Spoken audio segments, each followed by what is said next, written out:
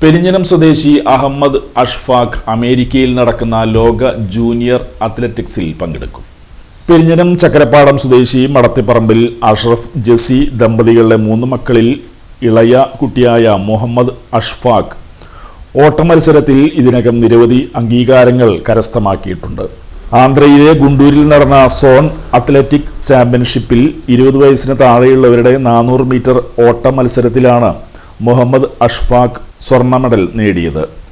2024 സംസ്ഥാന school athletic മീറ്റിൽ 400 metre ഓട്ട മത്സരത്തിൽ താൻ നേടിയ റെക്കോർഡ് മറികടന്നാണ് അഷ്ഫാഖ് തന്റെ പുതിയ റെക്കോർഡ് സമയം കുറിച്ചത്. സൗത്ത് ഏഷ്യൻ അത്ലറ്റിക് ചാമ്പ്യൻഷിപ്പിൽ 400 മീറ്ററിൽ പങ്കെടുത്ത മുഹമ്മദ് അഷ്ഫാഖിന് വെള്ളി മെഡലും നേടാനായി. 18-കാരനായ അഷ്ഫാഖിന്റെ ആദ്യ വ്യക്തിഗത ഇന്റർനാഷണൽ മെഡലായിരുന്നു ഇത്. 400 മീറ്റർ മിക്സഡ് റിലേയിൽ സ്വർണം നേടിയ ഇന്ത്യൻ ടീമിലും പ്രായം കുറഞ്ഞ അഷ്ഫാഖ് ഉൾപ്പെട്ടിരുന്നു. തിരുവനന്തപുരം GV രാജ ഗവൺമെന്റ് ഹയർ സെക്കൻഡറി സ്കൂളിലെ +2 വിദ്യാർത്ഥിയായ അഷ്ഫാഖ് ക്യാപ്റ്റൻ അജിമോന്റെ കീഴിലാണ് പരിശീലനം നടത്തുന്നത്.